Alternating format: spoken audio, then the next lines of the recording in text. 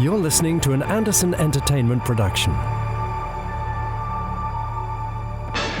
This episode. It's one rule for me and another for you in FAB Facts. It's time to cast our vote in the randomiser. And we'll learn how Leo Eaton's time with Century 21 came to an end in our interview. That's all coming up in Pod 125 of the Gerry Anderson podcast. 5, 4, 3, 2, 1. Let's get started.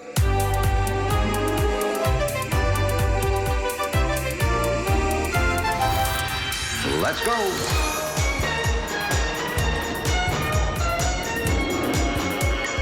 Spectrum is green. The Gerry Anderson podcast with Jamie Anderson and Richard James.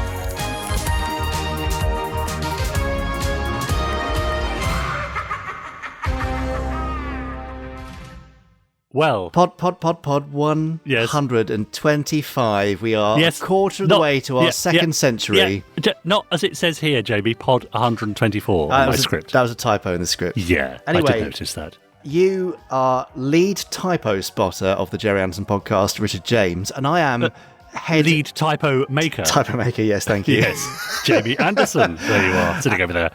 And sitting next to me, some way off, socially distanced, is Chris Dale, master of the Randomiser, and we're here to bring you 90 minutes-ish of Gerry Anderson podcast goodness, including all of the following, which Richard James is going to tell you about right now.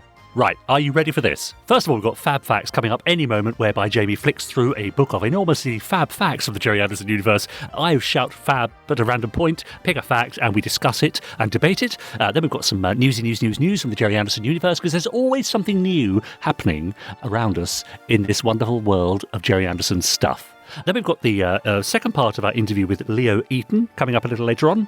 We'll be hearing from our Podsterons via email, Twitter, and the Facebook group. And of course, Chris Dale himself will be here a little later on with his amazing randomiser. Thank goodness for that. The only thing worth waiting for. It's true. Yeah, it's so good. It's even got its own podcast. It does. So people can literally just not listen to us at all, really. Well, that tends to happen when we go on rambling like this. Yeah, true. Sorry. So, yes, you've got all that stuff to look forward to. Please do email us any questions and thoughts you have to podcast@gerryanderson.co.uk, or you can reach us via Twitter. How do they do that, Richard James? Well, it's very simple. You just hashtag us Gerry Anderson Podcast. You can tag me, Richard N. James, him, I am Jamie Anderson, or him sitting 6 feet away from him, Chris Dalek, and we'll see your tweets there and read them out next time. Marvellous. Right. Easy. It is all very easy, but let's get on to something slightly more challenging, which is where I have to somehow find a fab fact, and we'll tell you more about that any moment. Now, time for this week's Fab Facts. Fab Facts, Richard. Yes. You've already said how I do it, so there's nothing for me to say, really. Exactly. So, without further ado, here's my book of Fab Facts. Are you ready to shout fab? Born ready. Off we go. Fab! Oh! Hey, how was that? Well, you've taken us through to approximately 1971. Great year. Yeah. I don't know why it was great, but it was. Yeah, it must have been. And this has taken us to one of the less favourably thought of Anderson series, because it's not really fully an Anderson series. You know what I'm talking about? It's The Protectors. Of course it is. Lead role, obviously Robert Vaughn. And in previous Fab Facts, we've covered just what Robert Vaughn thought of Dad. Yeah, we have. In fact, he was so rude about him that they had to take out an injunction to stop him promoting The Protectors, the very series that he was playing the lead role in. So, who else might have been up for the lead role, Richard James? Oh, well, it turns out there's quite a long list of potential Harry Rules, or Craig Bradfords, as the character was originally named. Yes, when Dad and Reg Hill wrote the concept based on Craig Lou Bradford. Grade's notes, it was going to be Craig Bradford. A lot less heroic than Harry Rule. Isn't it? Yeah. Anyway, there were lots of potential Craig Bradfords / Harry Rules, including Chuck Connors. The Rifleman. No, don't know him. No. Robert Culp from I Spy, who was later the first choice for Commander Koenig in Space 1999. Oh, right. Interesting. Yeah. Vince Edwards, who played Dr. Ben Casey. Robert Goulet. Okay. James Whitmore. All right. Ben Gazzara. Ah, that's familiar. Harry Gardino. I could keep going, I will. Paul Burke. Or Frank Converse. Right, just to give the opposing point of view. Yes, and no, Barry Adverse. No, that last one's made up. And one more name that was perhaps the most interesting of all. Ah. So, actually, can I make a suggestion here? if you must. Well, Martin Landau? Would he have been in Mission Impossible at that particular time? When was I don't know, but I don't think he was on the radar. But actually, right. It's sort of interesting that you say this because there is a vague connection, probably, to the person who it eventually was, or eventually could have been. So obviously, Harry Rule was played by Robert Vaughn, who didn't enjoy it, and he had shot to worldwide fame in the 60s as the man from U.N.C.L.E. Yeah. However, the star of an even more fondly remembered cult TV series from the same era was in the running to play Harry Rule. Right. This particular actor had actually worked with Robert Vaughn in 1964 in a Man from U.N.C.L.E. episode, but from 1966 to 1969 had been rather busy elsewhere, captaining a certain starship. Ah. Boldly going where no man had gone before. Yes, how interesting. That's right. It was Mr. William Shatner of Star Trek. And he was potentially going to be playing the lead role in The Protectors. Right. So, the thought of an early 1970s William Shatner being in an ITC show, a bit weird, and would have made the series completely different, I think. Yes. You could have had Harry Rule doing Shatner's sort of Kirk Fu in fight scenes. Yeah, I think he'd lose his shirt a lot more often as well. Yeah, absolutely. A bit more nudity, probably wooing the ladies everywhere. Yeah, of course. I think Harry Rule did a little bit of that, but it would have been pretty serious with William Shatner in there. Yeah. And it just would have felt like a very, very different series, wouldn't it? Absolutely, yeah. So there you go. Interesting. Long list there. Now, obviously, none of those names got it, and Robert Vaughn did, but do you know why that is, Richard James? I couldn't hazard a guess. Well, I can tell you it's because Lou Grade said so. Really? That simple? Just like that? Yeah, basically, Lou Grade just cast Robert Vaughn without consulting Dad or Reg Hill or anybody else in the team. Just like, yeah, that's the one, he's having it. And contracted him, so that was that. So actually, there was never any real possibility of the others doing it because Lou just laid down the law and made the decision himself. But I think that's always the case, isn't it? When we come to the likes of UFO and Space 1999, the other sort of live-action series, was there anyone above Gerry's head to enforce casting upon him like that? Well, Space 1999, yes. So I think UFO, he had the same kind of free reign, really, as he did on all the puppet series in terms of voicing and characters and that kind of stuff. Yeah. But by the time of Space 1999, I think Lou was having a bit more of a hand, perhaps thinking, well, UFO didn't do that well. We need some big names to guarantee success. Yeah. And so it was, Lou and the bods at ITC who were driving decisions around Martin and Barbara being in the leads. There's so many people to please on these things. I remember going up for a part a few years ago now, and the director wanted me, and I think the writers liked me, and the people in the room at my audition liked me. But one person in America wanted someone else. There you go. Didn't get the gig. Unbelievable. Yeah, there we are. Nothing changes. No, plus ça change. That's just the way of the world. But there you go. I love the idea of The Protectors starring William Shatner, and perhaps there's scope for somebody to remake the opening titles from The Protectors using bits from, what was that thing that Shatner was in? TJ Hooker? TJ Hooker, yes, that's right. I bet we can use bits from that to recut that. So, Podsterons, there's a challenge for you. Can you do us as Shatner Protectors? And with William Shatner in The Protectors, it would have been a much longer show because of his very strange delivery.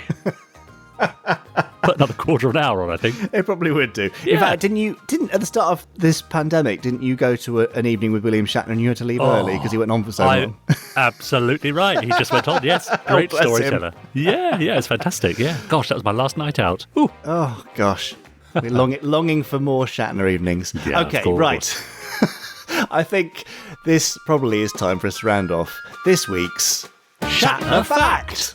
I can't believe... Is that the first Shatner fact? I'm sure he's featured somewhere else before. Well, certainly Star Trek has a lot. Yeah, it definitely. And we've mentioned him because of the comic stuff in TV21. Yeah. But we know that William Shatner is a fan of Space 1999 and often tweets about Anderson-related things. So maybe there's a future guest there. Oh, imagine. Can I do that one?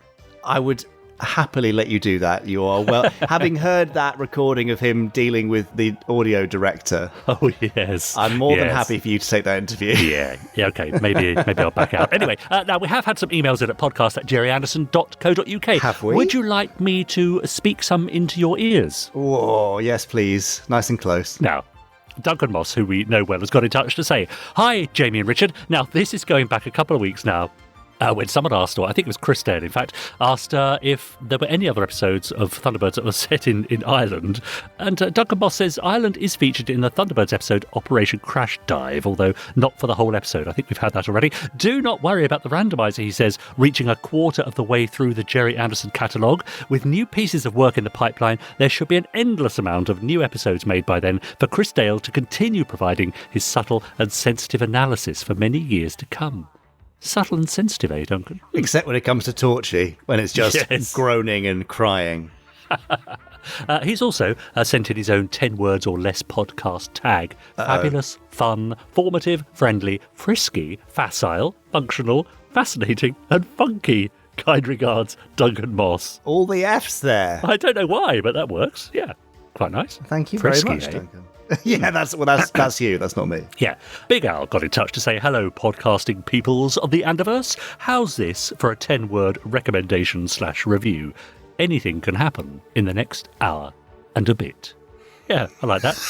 He said, I'd have had that on a T-shirt with the podcast logo, wouldn't you? Nice. Talking of T-shirts, he said, marvellous job with the limited edition Thunderbirds and Terrorhawks shirts. Sadly, I could only pick one, and it just had to be the Thunderbirds. Sorry, Jamie. No, I totally understand. That's fine. Yeah, I forgive you. He said, also, I want to say how much I'm enjoying the Space Precinct audios that Ricard Janes, he says, has really done a grand job. I think Richard should interview him for a future podcast.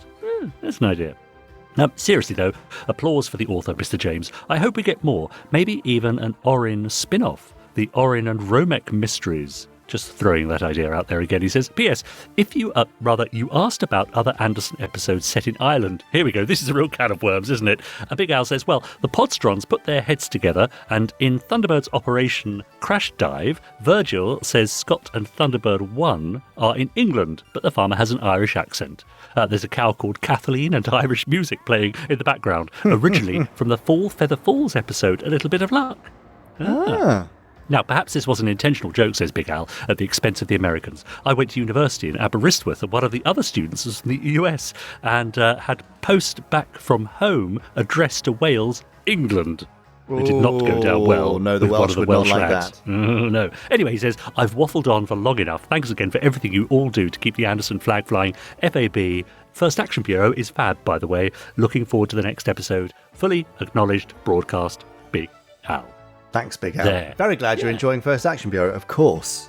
Yes, we're up to episode 7 now, I think. Came out just last week. Yes. 8 is coming up this week, and we'll give that a quick mention in the news. Yeah, great. Now, this is Carol D, who simply got in touch to say, Jamie Anderson, Richard James, Randomiser, fun, laughs, theme songs, trivia.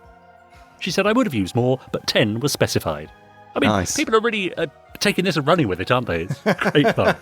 Well, but they are sticking within the rules, which I very much appreciate. Thank you. That's very true. Now, Steve got in touch. Hi, guys. How about 100 minutes of Fab Facts, news, reviews, and interviews? Or family fun from Pod 1 to 1001? Ooh. He obviously knows something we don't. Or good clean fun from Monsieur James and Gerry Anderson's son. Or, if you love Joe 90, then this is a pity. Or Anderson from the 50s to today with added animals. Way. All the best. First Action Bureau, 2nd Investigation Group, Private Workers, Ongoing Recruitment, Steve. Thanks, Steve. Right. Great. Yeah, do get in touch about anything in the Gerry Anderson world. Are you listening to the First Action Bureau? What do you think of it? Have you been watching any Gerry Anderson series lately? Did you spot the new Firestorm minisode that went online just a few days ago? Let us know. Email us at podcast@gerryanderson.co.uk and we'll read out your emails next time. That sounds like a rather marvellous idea, Richard James. Yeah, why not? Shall we have some Gerry Anderson news to keep things exciting and further up the stakes? I thought you'd never ask. Okay, I'm preparing to up those stakes now.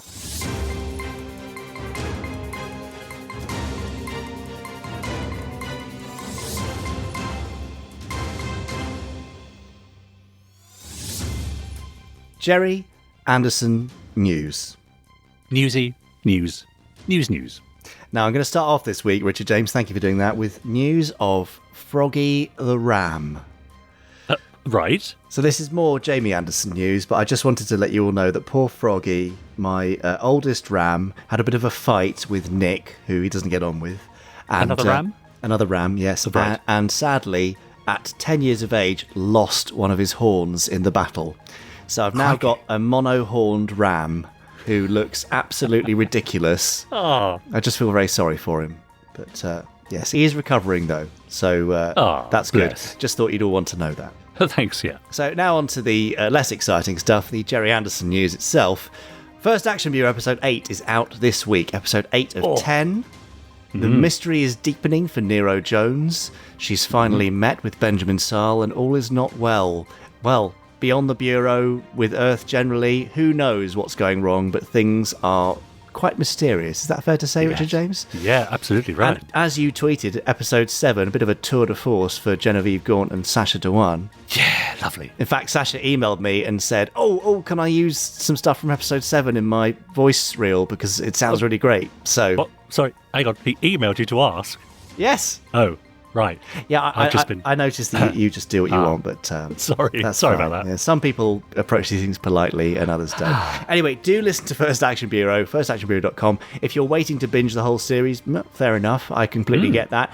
The CD collector's box set is available for pre-order. If you want to hear the feature version of Series 1 in one 90-minute edit plus an exclusive behind-the-scenes documentary. Oh, lovely. In a lovely box with a lovely slipcase and all sort of delicious art and stuff, then, well, you should probably go and pre-order that because there's only going to be 500 available worldwide and we won't do any more than that. So there you go. Just go onto the Gerry Anderson store, shop.gerryanderson.co.uk, search First Action Bureau and you'll find the collector's CD there. And I have to say, that was never the intention, was it? That's simply because so many people have asked. I mean, the idea was that this was free content for people to download without spending a penny. And then suddenly people start saying, actually, can we spend some money and get this in physical form? Yeah, which we massively appreciate. And I know that people want to keep stuff. And we can't guarantee that the free episodes will stay up forever and ever just because it costs to keep them up there.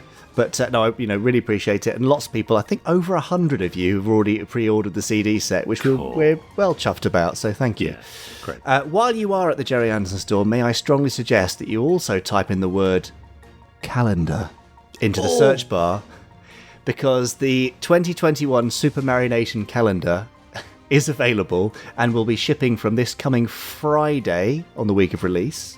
Right. Chris Thompson, would you imagine that, has done a marvellous job creating a load of brand new images for it, and with each month is an accompanying brand new short story. I say short story, it's more of a kind of paragraph synopsis of a potential imagined story for all of your favourite Super Marination shows, including, would you believe, the Secret Service. Really? Yes, Secret Service gets a brand new story in there too. It's rather exciting. It looks fantastic. So grab one of those while you can, because I think they're going to disappear pretty fast. Yeah. Speaking of which, the Christmas jumper is also flying out the doors as we rapidly approach December. A lot of us are going to be stuck at home. There aren't going to be those Christmas parties. But if you want to feel festive at home, then the Royal Blue Thunderbirds Christmas jumper is rather marvellous. Yeah, and we'll all be Zooming and, tweeting pictures of us all around the Christmas table, won't we? Those of us are lucky enough to live with others. So, slip on the jumper. Show the world. Exactly. Yeah. And it's very comfy and warm and rather lovely. Although I did notice we did have a comment on social from someone who said, why would I want to spend money on this sort of tacky crap? Oh, okay, well, you can't please all the people all the time. So it's clearly not for everyone, but if you don't think it's tacky crap, then do grab one. I'm sure you'll love it. I'm waiting for mine to arrive. Over to the YouTube channel. And as you've already mentioned, Richard James, we did release a little Firestorm mini-sode. Now, it's just an animatronics test that we kind of upped into an episode or a mini-sode or a micro-sode, just for something for people to enjoy. And we've had lots of lovely comments about it, so thank you for that. But it's just a new animatronics test to show what we can do with a fully kind of totally packed head full of servos. Amazing. Making a puppet, smile, yawn. We even did some sneeze tests, which I'll try and find the video for and maybe share via Anderson Insiders. It's amazing what they can do. Chris Clark, who put the animatronics together, did a fantastic job. And also, I know that Halloween is now past, but hopefully you will have seen Chris Dale's rather fantastic Spooky Marionation video. Which is his collection of the scariest, spookiest bits from across the Super Marionation series. And it's rather lovely. Now, finally, from me, it's that time of year again where we're looking at the year ahead and we want to know what you want from the worlds of Gerry Anderson, be that content, product, or pants, something else. Richard, you already know that the Officer Orient underpants are on the shortlist. How exciting. Of things to be thrown in the bin. Oh. No, they are in the shortlist, absolutely. But we've just renewed our license with ITV, which means we can produce even more cool stuff. I won't go into specifics just yet, but we have a massively expanded license which is going to allow us to do some really exciting stuff over the next 3 years and hopefully beyond. So stand by for news there, but do let us know what you think would be a cool product. Do you want a studio scale Thunderbird 2 model, for example? Or would you prefer a very small collection of pod vehicles from Thunderbirds? Or an exact replica of Father Unwin's Model T Ford, or even a minimizer. Yes. Where you press a button and the little thing pops up from the book. Great. Really, the world is our oyster. Okay. Do have some sort of consideration if you're emailing in for how viable it would be commercially. I know that's a horrible word, commercial, but, to make stuff for you, the fans, which we really want to do, and to make stuff you enjoy, it has to be something that's viable and is going to sell more than 5 pieces. Yeah. So have a think about that. But if you're looking for next year, I'd really love the Thunderbirds Advent calendar, where each day I take out a different little model or something and create a Tracy Island diorama. I don't know. Nice. That's a random on the fly thought there. Great. But that's the kind of thing that we're looking to do, and we would love to make you happy and add to your collection. So drop us a line, podcast@gerryanderson.co.uk, with the subject line Fab Idea. And you can send us more than one. You can make it Fab Ideas if you've got multiple ideas. But do chuck them over, and we will listen. We'll put them into the long list. We'll discuss it internally and see what we can do. So thank you in advance. And also, if you do come up with something that we're not already thinking about, which is a great idea, and we do end up making, then I will happily provide you with one of those things free of charge if we can possibly do that. So nice. There's an incentive. Great. Right. Lovely. I think that call to action brings us very neatly to the end of this week's Gerry Anderson News. That was the news. That was the news. Very you nice. Are in fine voice and fine fettle today, Richard James. Well, I'm feeling better. Just as my back's getting better, you go and slice your finger off, but I'm feeling fine. So, have we covered this in the podcast? No, we haven't. No. Okay. No. Do you want to, or should we just leave it there? Just so they don't worry, I'm just going to say it's just the tip. It's just the tip of my ring finger that I've sliced off on a mandolin. It was a horrible incident. I've now got culinary accident PTSD from it, but it is healing rather nicely. And can I just say, if anybody is thinking of buying a mandolin for the kitchen for making sliced stuff, coleslaw or whatever, don't do it. It's not worth it. No. Everyone I've spoken to has had accidents with them. They are a disaster. Yeah. Steer clear. Or if you do it, don't then offer your friend pictorial evidence of you having done it. I did not want to see that. Well, a lot of people have requested pictures of my sliced finger, Richard James. Wow. It's gone down quite Halloween, well. I suppose. Exactly. Yeah, great. Anyway, should we get back on topic? Yeah. You're listening to the Gerry Anderson podcast. Welcome, one and all. Now, the greatest thing you can do for us, as ever, is to subscribe to us on whichever channel you're listening to us on. That means you get a notification every time a new pod drops. Leave us a nice rating as well, and we might read one out on the podcast every now and then. And of course, share us with your friends so they get to hear us too. Another thing you can do is join our lovely Facebook group. It's very easy to do. Go over to facebook.com/groups/Podsterons, answer a few questions, and in you go. Join in the fun. Now, I have to have a special mention here for Heather Ballard on our Facebook group, who's been doing Inktober every day, a new picture inspired by the worlds of Gerry Anderson. Ooh. And she very kindly did a lovely one. I don't know if you saw this. I asked her permission for me to tweet it as well, of Officer Orrin asleep on the job one evening, which is rather lovely. I did see that. That was great. Yeah, well done, Heather. Now, starting off a rewatch, says Alex Pass again, of favourite spooky Gerry Anderson episodes in the run-up to Halloween. And I'm beginning with Space Precinct, Predator and Prey.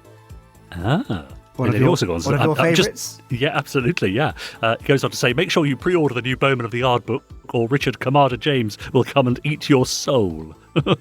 Right, sounds rather thrilling. John McDonald posted, hello, Podsterons. Just finished reading the Gregory L. Norris novelisation of The Day After Tomorrow Into Infinity. Coincidentally, after hearing Robbie Stevens reading part 2 of this story on Pod 123. He says, I really enjoyed seeing the TV movie from the 70s on the Lost Worlds DVD for the first time.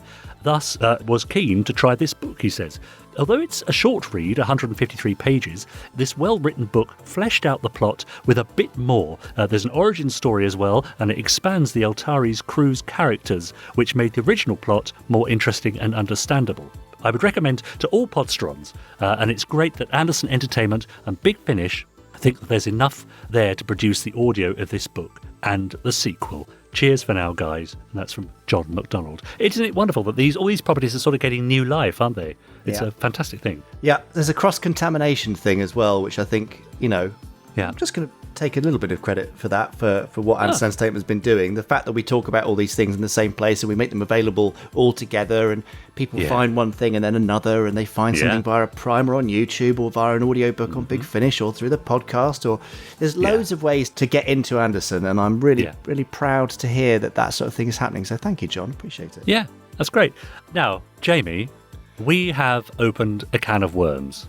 Another one? There's so many open worm cans everywhere. I can barely walk around my office for them. I know. Well, do you remember a few weeks ago I asked the fateful question, who would have a Solero over a Magnum? Oh, I do remember. Yeah. It depends on the weather, you see. Yeah, well, this spawned, over on our Facebook group, 37 responses. I'm glad we're really sort of covering the stuff that absolutely matters in this world we live in today. Yeah, so Alex Patrick said, as someone who enjoys both for different reasons, my answer is this. I think we can all agree that Magnum and even Solero are more appetising than granite crunchies in green goo. The first and only time I've had a Solero is when I had a sore throat, and it really helped, said Heidi Johnson. Who would have a Solero over a Magnum, says Tom Hodden? Me. I'm lactose intolerant, so no Magnums for me. I was never that keen anyway. To me, they're quite sickly. Even the vegan one wasn't very nice. And Jack McMorrow says Magnums are just feasts with the middle bit missing. Oh, well, that's an interesting point of view, isn't it? Yeah, it is, exactly. There you are. So that's all over on our Facebook group. Do join in the fun. People post their art. They have regular watch-alongs. There's even a quiz night at the Potter's Arms, I think, on a Saturday night. So do join the Facebook group and make yourself known. Yes. And I hope you're enjoying this podcast, now sponsored by Unilever PLC, owners of Magnum and Solero. Exactly. Yeah, I actually really fancy a Magnum now. Oh, I love a Magnum. They do those lovely sort of different flavours now. There's a cappuccino one, which is very nice. Oh, I've not had that. Gosh, no. The tubs you can get with the sort of top on when you squeeze them and crack the contents. Have you had those? No. Oh, I'm actually slightly salivating talking about it. Anyway, anyway, stop it. We're doing it again. We're actually not sponsored by Unilever, but if anybody from Unilever is listening, and we'd love a year's supply of Magnums and Soleros. Right, okay, shall we get on to the interview? Because that's go on, then. One of the main reasons people come for this sort of thing. We've been having a great variety over the last few weeks of celebrity fans and people who've worked on the shows and all sorts of stuff, and we've got some really interesting ones coming over the next few weeks. But for today, it's part 2 with Leo Eaton. Leo is an award-winning, Emmy-winning writer, director, producer and executive producer, but he started his career and had a fairly major bit of it in the early days working for Century 21 on Captain Scarlet, Joe 90, The Secret Service and UFO, where his tenure there ended somewhat unceremoniously. Now, Leo had a great chat with me. He was really, really kind and forthcoming and great fun. And there's a great moment in this part where I asked him about how he lost his job. And he said, well, how much do you want me to go into it? And I said, as much as you feel comfortable. Gosh, he felt more comfortable than I was expecting. So right. Prepare for some interesting details here. I didn't know the story. And then we go beyond and into Leo's further career, which is all absolutely fascinating. Thanks, Leo, for being part of the podcast. And I hope you enjoy Leo Eaton Part 2. What about creatively? What did you feel about that switch from the caricature proportions to the human proportions? I actually think it was a mistake. I know Gerry was, I don't know this. I've read so much, I don't know what I remember and what I've read later on. But Gerry was always trying to get back to human beings.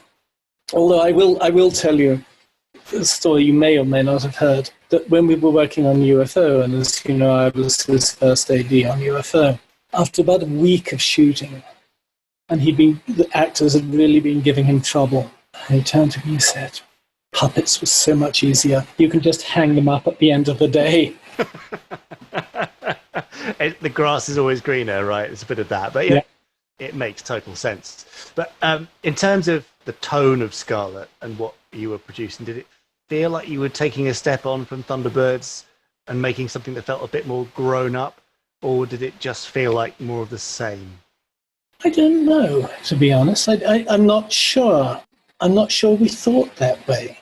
You were just creating it and enjoying it and just... You were just doing it. Yeah, you were doing it and being paid quite well for it and having fun. And that was...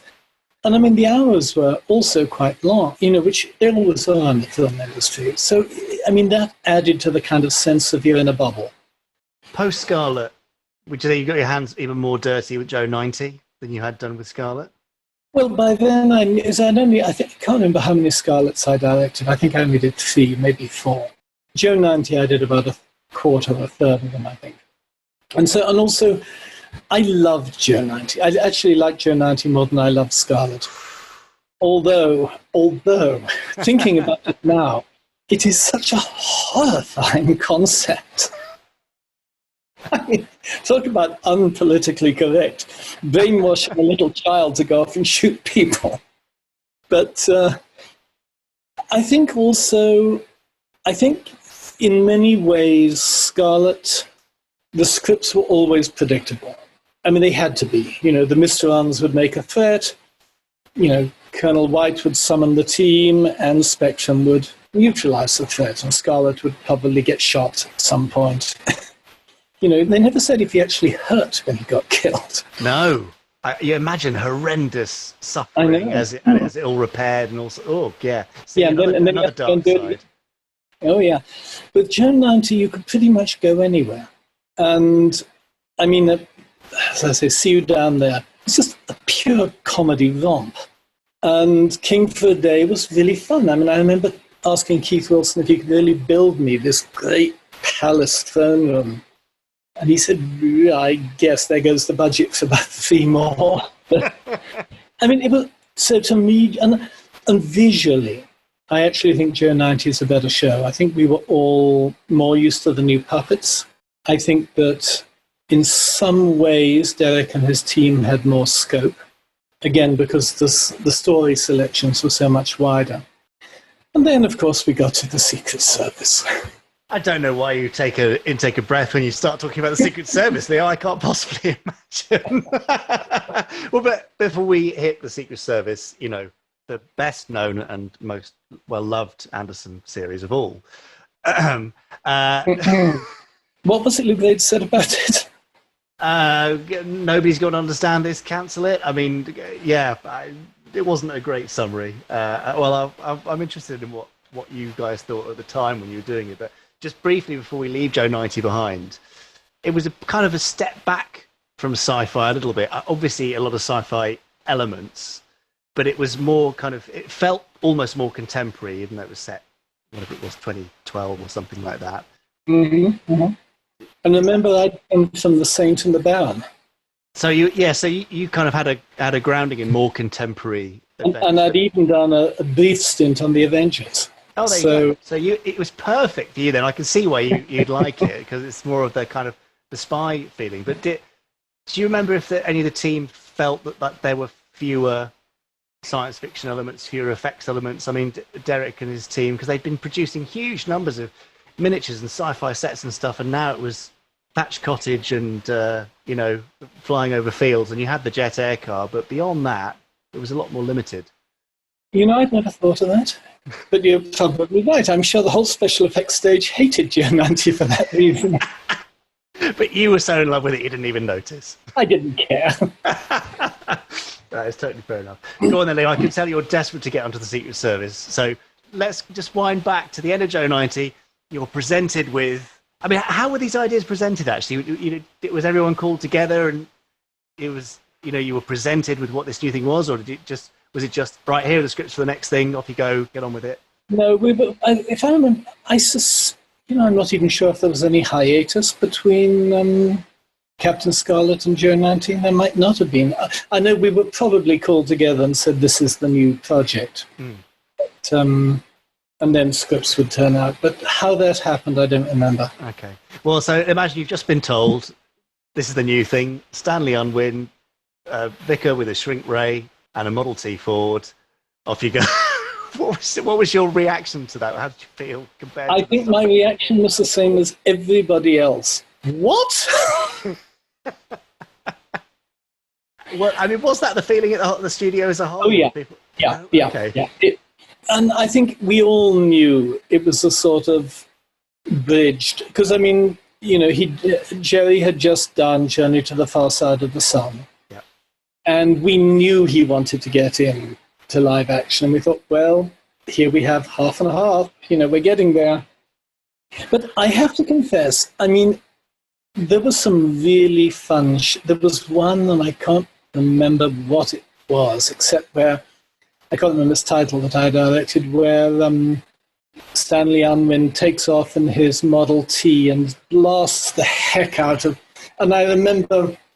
It's funny how you remember lines, but I remember a line where the Model T has just shot down a jet, and the villain of the piece is this dictator who sees his dreams, and it was a Model T. What chance did we have? It was a Model T. It's a very strange series. I mean, I'm quite fond of it. I mean, I've got the full collection here. But but it was not Century 21's finest moment. No. I mean, in hindsight, I wonder if there was some degree of almost self-sabotage from Dad, subconscious, of course, that sort of he was so desperate to make the transition that the production technique included the half and half, but also it was a sort of a slight checking out and a huge risk to do something so weird for a kids and family show. And I think also, and I don't remember the timeline of it, but I suspect your dad and Sylvia's marriage was beginning to come apart at that time. So, there's a lot of factors going on there. I think they were at their best when they were working together. Yes, absolutely. Well, I'm going to ask you about UFO, and I wonder if in UFO, especially in sort of storylines and tensions, you start to see direct reflections of the breakdown of their relationship in that series. But we'll get on to that. So Secret Service has happened. You're thinking, this is weird. I don't know what's going on here. Then it gets cancelled. Sense of relief for you in a way, or was it sadness? Well, UFO was already in the planning stages when we were finishing Secret Service. And Gerry had already asked me if I would be his first AD for the pilot. So to me, while I think a lot of Century 21 was really in mourning, I was happy as a sandboy. I was heading back to MGM to make live action. And Gerry had again promised me that, if I was a good first AD on the first season, or even the first few, he would give me the shot at directing UFO. And that was, I was then 24. Wow, in answer to Star Trek, and I had a chance at directing this. I was happy as a sandboy. Yeah, that makes total sense. So this particular bit didn't have a happy ending, which we will get to. So the gearing up for UFO compared to because now you've been on throughout the gearing up for Joe 90 and Scarlet and for Secret Service. How did it compare for UFO? It must have felt like a new era, a new challenge. Totally different. And I remember, we took over, I think, 2 of the MGM sound stages. It might have even been 3 of them. And Gerry made a huge mistake, which he, I think, recognized later, which he decided the whole show would basically be permanent sets, which again left the writers with nowhere to go. So, you had to use Shadow, you had to use Skydiver, you had to use all of the other ones. And it was, I remember Tony just shaking his head and saying, I can't, I feel I'm in a straitjacket writing these things. Gosh. Which eventually they started demolishing some of the permanent sets, and then they were able to feed the series up. But in the beginning, it was very much, absolutely sort of stuck in using the permanent sets. Which you think that was a hangover from the days of the puppet shows? Absolutely, yeah. Just a kind of, this is how we do it, this is how it works, not realising how restrictive it would be. And that was also, I think, one of the problems with the first season of UFO. Gerry felt, we know how to do these, I'm bringing my people in. And I think it was after the end of the first season that the American money came in and said, get rid of these amateurs and bring in some people that know what they're doing. That was not why I was fired. he hastens to add. Fair enough. Could you sense from where you were, I hope as first thing that you had a pretty good view of everything that was going on and the stresses and the strains. Do you think Dad and Sylvia were under more pressure making this transition? I'm guessing more money was at stake. I don't know how much is my memory and how much I read later, because I know they were under huge pressure at that time.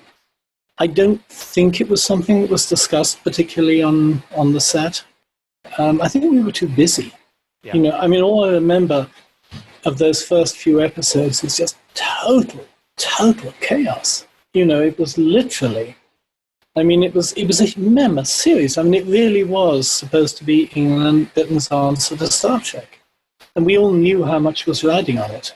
And so Gerry was under terrible pressure.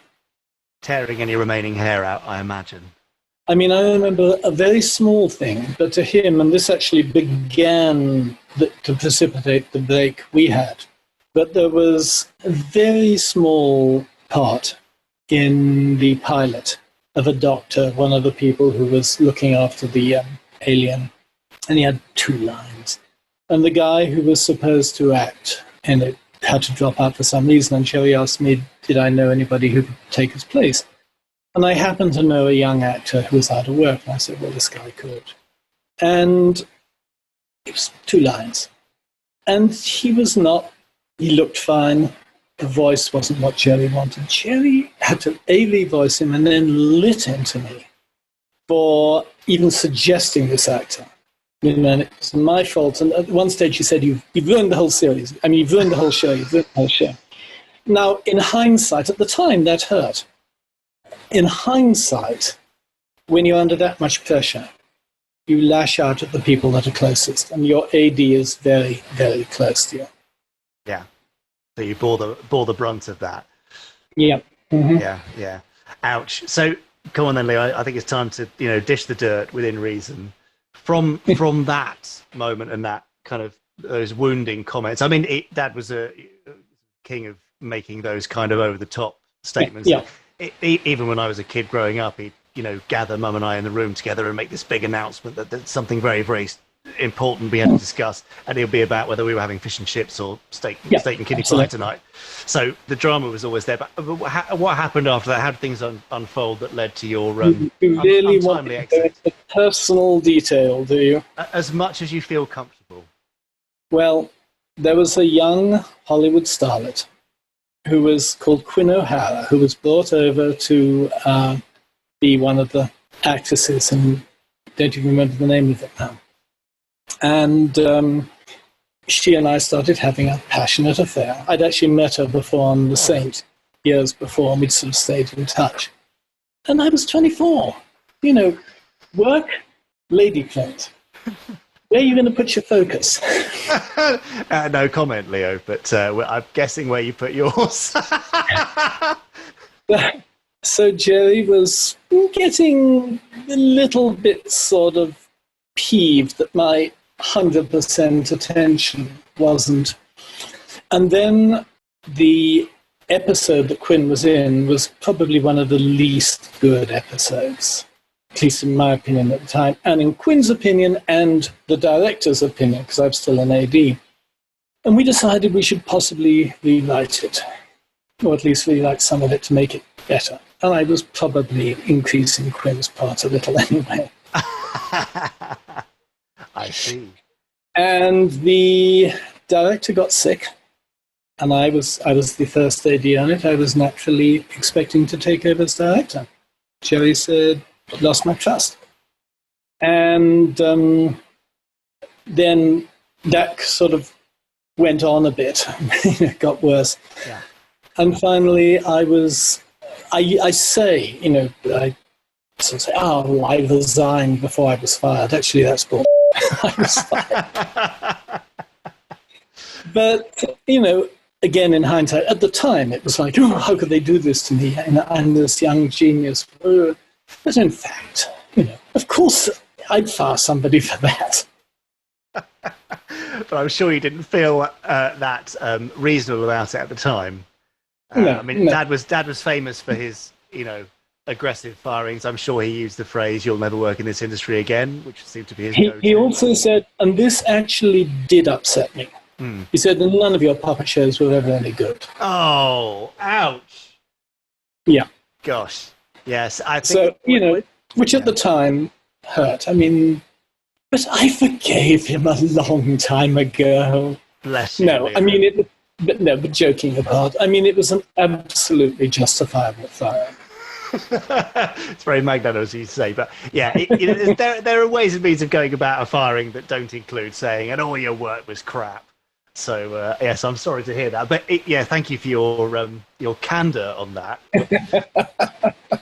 So you've been unceremoniously ejected from Century 21 and UFO, age 24. This genius Lothario. Absolutely. The relationship broke up. The job went away. Oh no! I figured I would never work again in this industry. What does one do? A friend of mine came over who'd been living in Mexico for a visit, said, you should join me in San Miguel Allende in Mexico. And a few days later, very, very hungover, I went down and booked a passage on a cargo ship. Amazing. And to start the rest of your life. And it was a total, it changed everything. In fact, I will put in a plug for anybody who may be watching this. Google a book called The Traveling Years.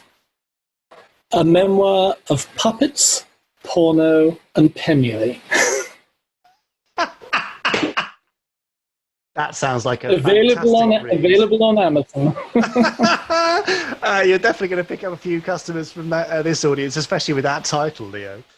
So, Leo, I'll say it again. The Traveling Years, a memoir of puppets, porno, and penury. Got to get in a good plug there. Yeah, consider it plugged, and I will link it in the show notes, and hopefully you'll sell a few copies. I'm mindful that we are running out of our allotted time, Leo, so can you give me some highlights from getting on your cargo ship to now? You've already dropped in a couple of Emmys, and you did that very casually. So clearly you recovered from that stumble in 1970. So give me some highlights since.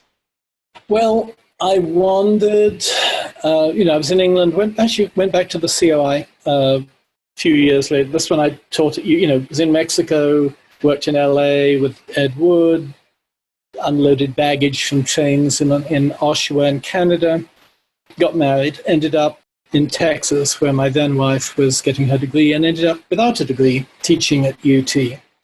Persuaded them that my work experience, I pretended I had a degree and nobody questioned it for a couple of years.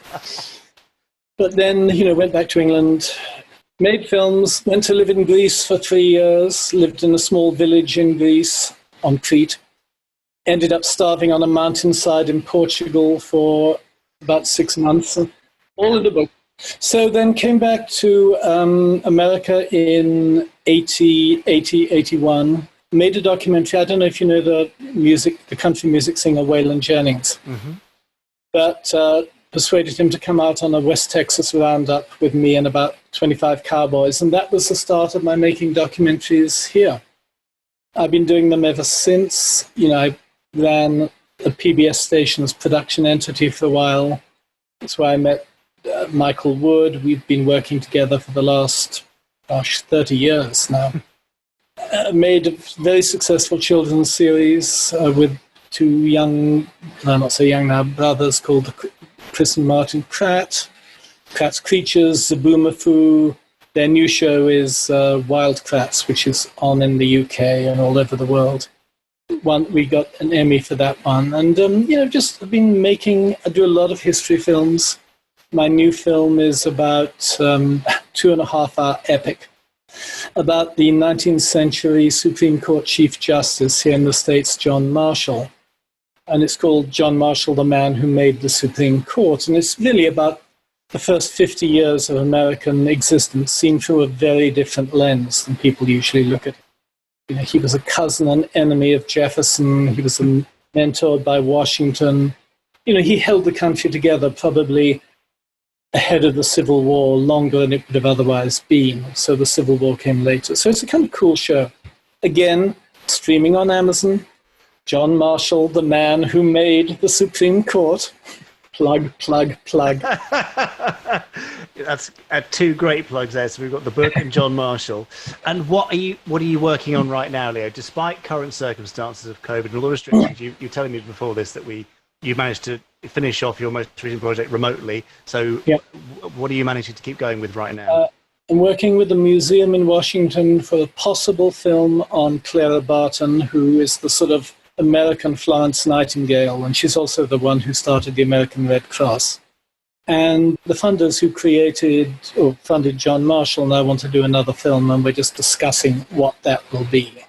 So who knows if that will come to anything, but one lives in hopes. And there's no sign of stopping you, it turns out. You just keep going, which is absolutely brilliant. Leo, if anybody of our listeners want to find out what you're up to and follow you, are you on social media? Is there a website? Where should they head to? The website is just www.eatoncreative.com.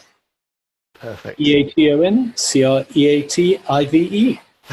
And one more time, Leo, what is the book that people should immediately buy right now? The book they should immediately buy is The Travelling Years, a memoir of puppets, porno, and penury. That is going to be the title of this episode of the podcast. Leo, thank you. You've been absolutely brilliant. Thanks, Jamie. It was fun.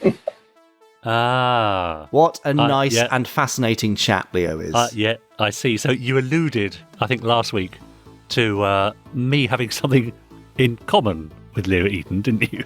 Exactly. Is that the torrid affair? Yeah, well, you didn't get fired for yours, and you ended up marrying yours, whereas Leo's just was an early 20-something's, a bit of fun. How funny. So what a naughty boy, but he doesn't hold any grudges, and actually, in the long term, it worked out really well for him. So, yeah, of course. Do search for Leo's site, Eaton Creative, EATON Creative. I think it's eatoncreative.com, and see what he's up to.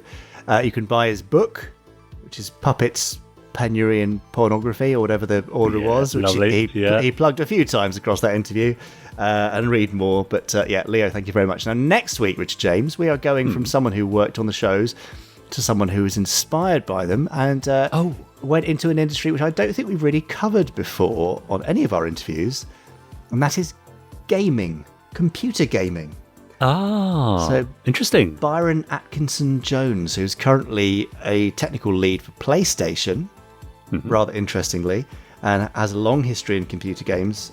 Very interesting chap. Now, we were put in touch because when we put out some teaser images on Terrorhawks Day way back on the 10th of October, nearly a month ago now, goodness me, Byron was one of the people who responded very favourably and said he was a fan, so I got in touch and thought, actually, someone going from the world of watching physical puppetry and model effects and entering into the virtual world because of it is kind of interesting. Yes, so it is. A really different perspective. It was a great chat, really entertaining guy, and I think you're going to enjoy that over 2 parts over the next couple of weeks. And then after that, we've got a futurist, Theo Priestley. Oh? Talking about, the real side of sci-fi that has come to pass and the stuff we've still got to look forward to, all sorts of stuff about the futurist view and the retro-futurist view of everything Anderson. Another really interesting chat. So lots of cool stuff coming up over the next 4 weeks on the Gerry Anderson podcast, and I'm recording new interviews every week. So there's all sorts of cool stuff coming up through the rest of the year. Well, that's fantastic. Well done, you. Yeah. Oh, and shall I drop in a little exclusive? Well, go on then.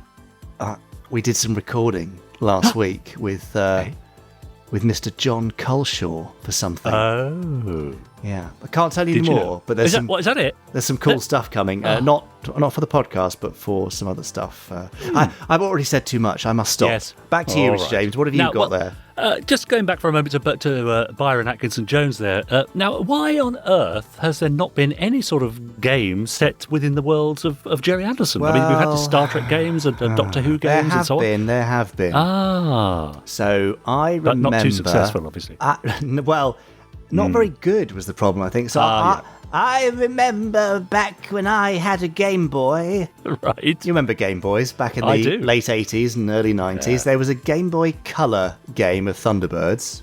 Okay. But it was a bit rubbish from what I can remember. Yeah. And then there was a Captain Scarlet game that was in development, but that I think the studio went under and the game failed. So that was that. There was a rubbish...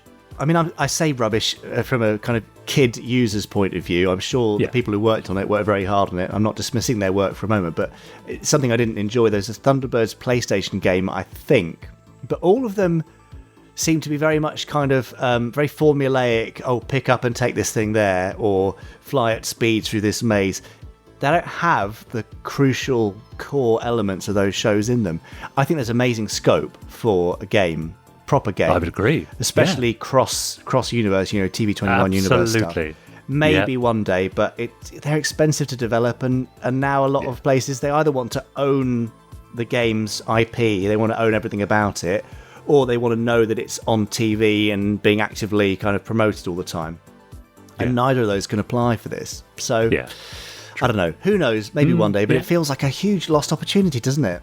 Yes, I agree. Yeah, I really agree. Yeah, interesting. Now, before I head over to YouTube, because that's where I've been spending a lot of my time recently. I know. I just want to read out this from Jack McMorrow, who says, I decided to pick up a thing or two for Christmas. I can't say what in case the eventual recipients are listening. Anyway, so I ordered on Monday night, and having not received an online confirmation email, I was sure it'll take a bit, but Christmas is 65 days away, so I wasn't worried. Half an hour ago, I heard a thud on the doormat. I thought, that's a lot of letters. Turns out, no.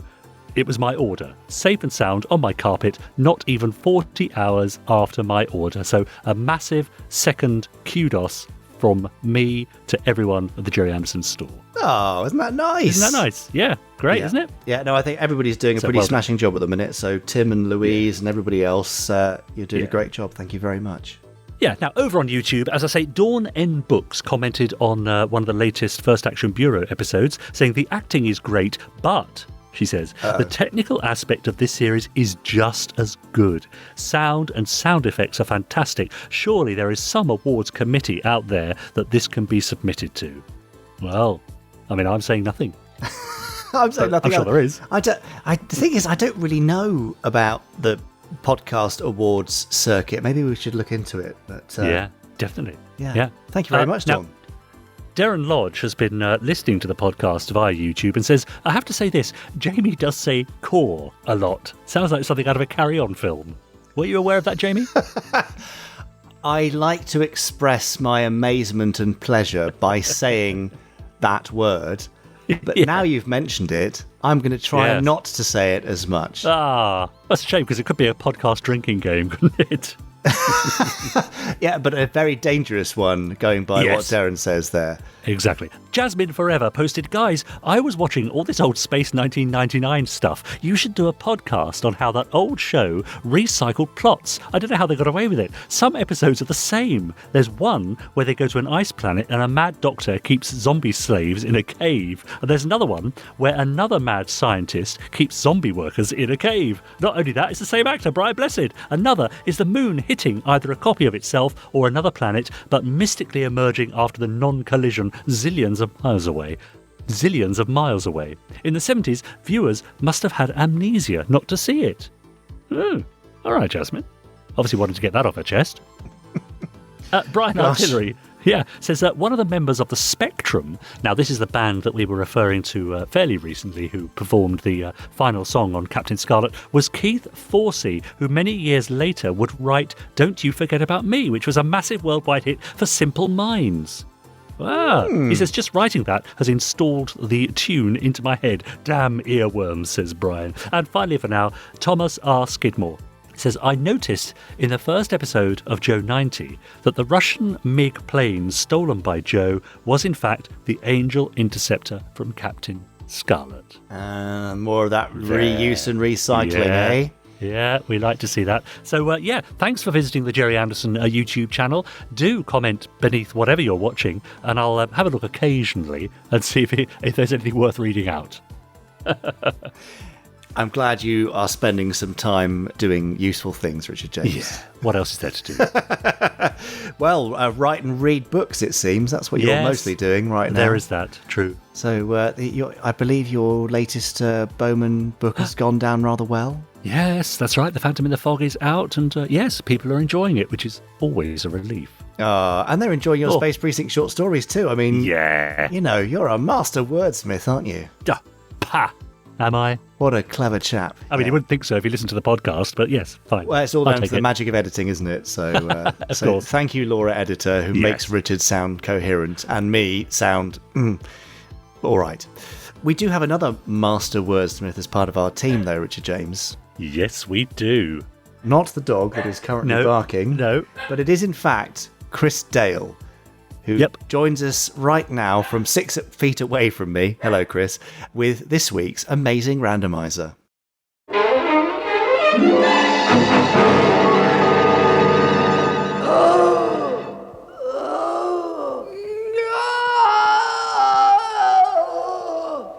He's dying. Strangers evil. They bring death. They must die too. Come.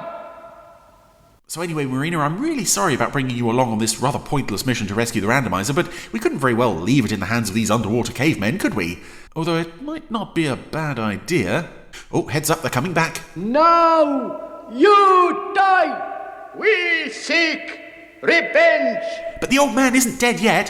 See that machine of ours you've captured? Yes, well, there are certain things in there that aren't really fit for human consumption, and in my expert opinion, it looks to me like he's been exposed to a particularly toxic episode of Torchy, but we can save him. How do you help? Well, I say we, it's up to you, really. See that big red button right there? That's it. If you press it, the machine may give you something else instead. It may be trick. We try. You know, Marina, of all the weird dreams Troy Tempest had, this one about the tribe of underwater cavemen was definitely in the top 5. Well, what does it say? 4 spears. 4 spears? Pass it over, let me have a look. Oh, those aren't spears, they're feathers. It's 4 Feather Falls with Election Day. We kill them now. Oh, depending on the result, it might be kinder. The 4 feathers on this hat are magic. They enable Tex Tucker's dog and horse to speak, and his guns to fire without him even touching them. And now, another exciting adventure from 4 Feather Falls. So, welcome back to the good old town of 4 Feather Falls on the Randomiser. It is, how long ago was it we were last here? Oh, that was the Galactic Empress's suggestion back in, whenever it was. So it's been a while since we've been to 4 Feather Falls, and here we are on Election Day. Very important election day in Four Feather Falls. Got to get in there and vote. Despite the fact that the town only has about 10 people. And oh, wait a second. Would this be set before women got the vote?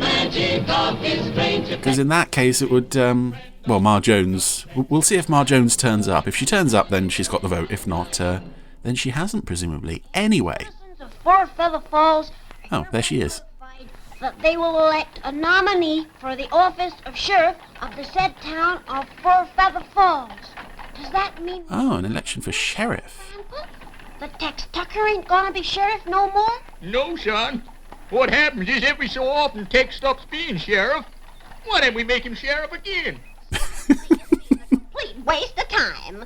Just another excuse man folks makes for argufying. Yeah, she definitely doesn't have the vote. So does this town not have any, like, actual system of government? It's just... They don't. We vote for Tex, and then we vote for him again. Go for it. And there's, like, no mayor. Don't make me laugh. I guess there's not. Anyway. The last man in the West. What do you mean? Pedro is here with his pal Fernando, and Pedro has a plan. It ain't that. It's just they need a sheriff because you're smart. Oh. And so, I call for nominations for the said office of sheriff of this town. Hey, could we try having a mayor? Tex Tucker. Tex Tucker. Good. Or we could just do that. Now, Tex Tucker's been nominated. Of course, there won't be anyone opposing him, so I'll just say... See? Senor Jackson? Oh, no. I beg your pardon. What did you say? This town has just been rocked to the core. I make a nomination, my friend Pedro. Uh-oh. All right, amigo? Oh, and he's doing the wave.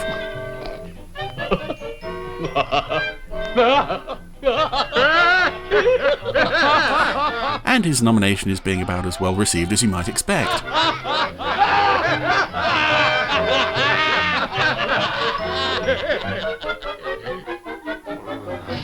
I shot him, laughing at me. I'm gonna make the Four Feather Falls great again. Sheriff's office. You mean in the jail? Don't worry, amigo. There's another pair of very dopey horses that Pedro and Fernando have got today. In fact, I think Pedro is possibly sat on a sort of cow-like creature, sort of crossed with a dog. It doesn't look quite like a horse, but then if it's used to carrying Pedro's weight, it's probably struggling a bit. Wait till I see him. I kill him. I cut him up to little pieces.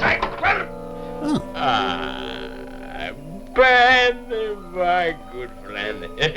Go. Oh, so he's already mastered the art of sucking up to his political rivals. Big Ben is here. Little deal. The deal? With you?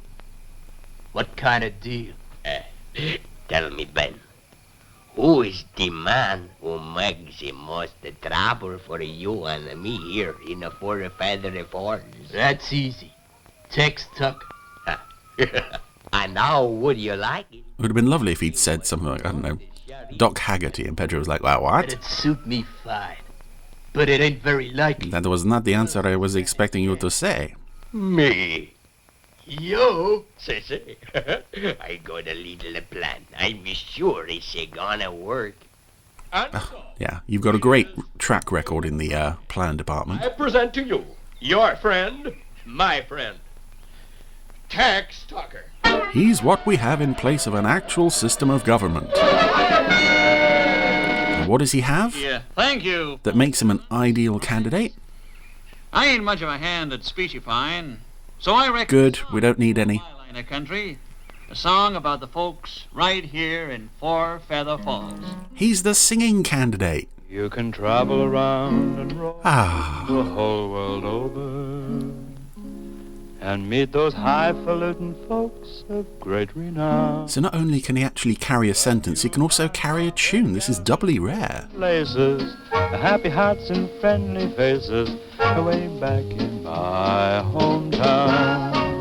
Well, there's a little old street where neighbors... Oh, the puppets are clapping in time. And needless to say, the whole town has got Vote for Tex Tucker posters all over the place.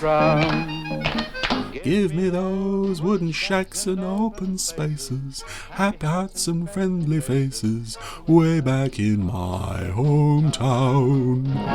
When the cocks are Oh, Jackson is dancing. to sing, and Mr. This is the fun, happy party. You can fritter away your golden Monte Carlo.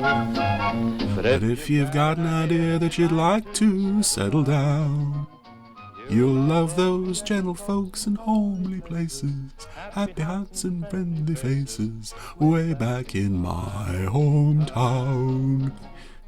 See, who could possibly vote for the other guy when this is on the table? My hometown. I don't need any kind of manifesto or promises, just a very nice song. Well, amigo, you got him? Sure, I got him. There you are. Oh, ballots. Voting papers exactly like the proper ones. I love on that table that he's put the ballots on the Who is this? candle wax lumps. Drips all over the place, because we always see this place in darkness, lit by candle. And fill him in. That's a nice nod to On every one, you to put continuity. a cross by my name. Pedro is going to steal the election. Sheriff, This town won't be worth living in if Tex ain't around. Sure, you're right enough there.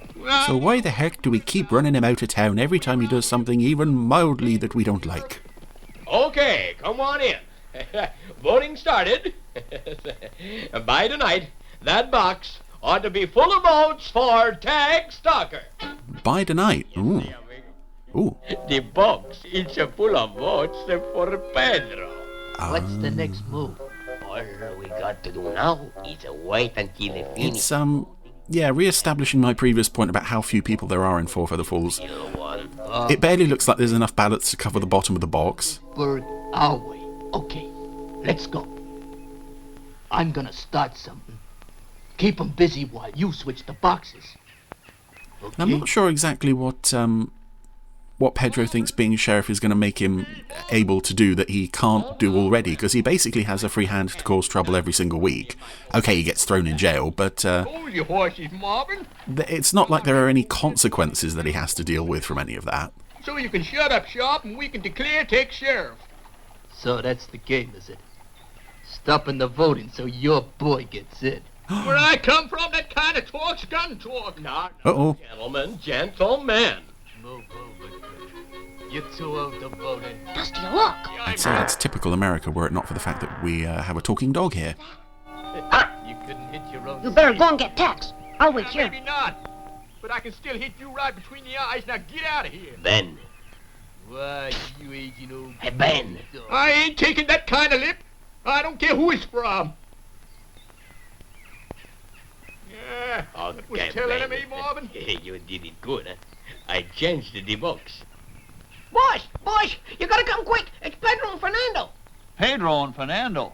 What are they up to? Switching the boxes. Jake and me saw him. You gotta come. Maybe they should have had some security for these boxes. Out of town so everything's gonna be safe. Sure, Ben. Maybe we'll chuck these ballots for Tex in a river somewhere. Counting again the votes. If Tex don't get here soon, it's gonna be too late. I'd better go and hurry him up. What's happening, Jake? Ben's just riding out of town with the real box. You gotta get after him, Tex.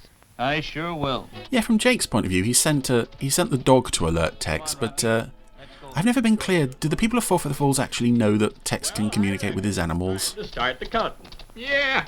Because none of them can. About it, Marvin. Because we want to celebrate Tex being re-elected. Yes, there is nothing like jumping the gun and leaping to conclusions.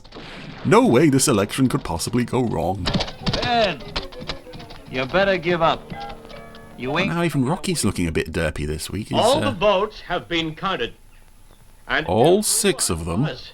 For Pedro. The polling was wrong. The pundits got it wrong. What I tell you, you gotta have a brains, eh? Hey, hold it, Marvin. There's something wrong here. I voted for tax for a start. And me. Yeah, me too. So did I. Yeah, I voted to keep living in this cycle of the one sheriff forever. Gentlemen, please, police. Why, if everyone voted for tax as said they did, how come Pedro's got the votes? I reckon I got the answer. Tell 'em, Ben. Oh, so I wasn't exaggerating when I said it was 6 people who had votes. Louder, Ben. It's literally just 6 people. We switched the ballot boxes. Yeah! What did I tell you? Is that really enough people to warrant living in a town? No, I only make it a joke, eh? Here we go. I don't mean no harm. I love those little painted-on gun flashes. You dance right into jail. Which I think was a job on Supercar as well. Someone, I want to say John Reed, that's probably wrong, would paint the little flashes onto the film. The sheriff's office. But amigo, why is always this part of it? Ah, that's it. So Pedro, Fernando and Big Ben have been thrown in jail, and that was Election Day from Four Feather Falls, the story of a short, fat man with very small hands and a very strange face trying to steal an election. It's well, it's slightly too far-fetched. I'm not sure that would ever happen in reality, but it's nice to see a little bit of how this town of Four Feather Falls actually works. Even if it does reinforce the fact that their society only has less than 10 people in it. Very strange way to run a town. Well, how strange and timely. Four Feather Falls, Election Day. Yes. In which a strange fat man with small hands tries to steal an election. I mean, yeah, okay. Completely unrealistic and very strange. But as Chris says, a bit weird that there are so few people in Four Feather Falls who are actually able to vote. Only 6 of them or something. So is it really a supporting town? I mean, the whole thing starts to collapse when you pull at the threads in Four Feather Falls. But very sweet. Yes. So thank you, Chris. And how strange that the randomiser should bring up Election Day just a couple of days before the US presidential election. There we go. It is strange. I mean, we're opening ourselves up to charges that, the randomizer isn't random when things like this happen, but it really is. Yes, it's just human beings trying to find patterns in things and when they really aren't there, isn't it? So there we are. Is that a Doctor Who line? I think it is. Well, it is, yes. It's from the movie, isn't it? Paul McGann. Oh, yes, that's it. Yeah, do you know, here's the thing. So I bought the Paul McGann movie on Blu-ray the other day. I found it in a charity shop for £2. Yeah, got home and realised I already had it on DVD. Yeah, and because the Blu-ray's only an upscale, it's not really... No. Okay, well, there you go. You're just showing how much of a fan of Paul McGann you really are. Yeah, I am. He's great. Yeah, he is. He really is. Anyway, look, we're not here to sell Paul McGann stuff. We're here to promote the worlds of Gerry Anderson, which I think we've been doing this whole time. Yeah, we've done all right, haven't we? Yeah, so unless there's anything else you want to close out with, I think we should probably go away. Oh, I think that's fair enough. Yeah, so drop us a line, podcast@gerryanderson.co.uk, including your fab ideas for merch and other releases, and it could include publishing and comics and audio stuff and toys and games and models and all that sort of stuff. Chuck in any suggestions you like. We've already got our Officer Orin Underpants in the shortlist, so no need for that. Great. Please do rate and review us. That's really important, actually. We do love those reviews coming in. It just, proves that we're not just talking into thin air and nobody's listening. And we'll be back next week for pod 126, I believe. Hooray! So bye for now. See you then.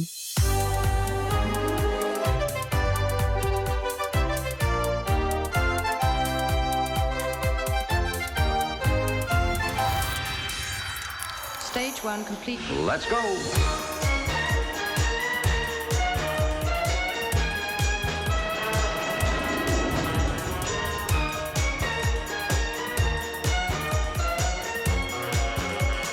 Spectrum is green.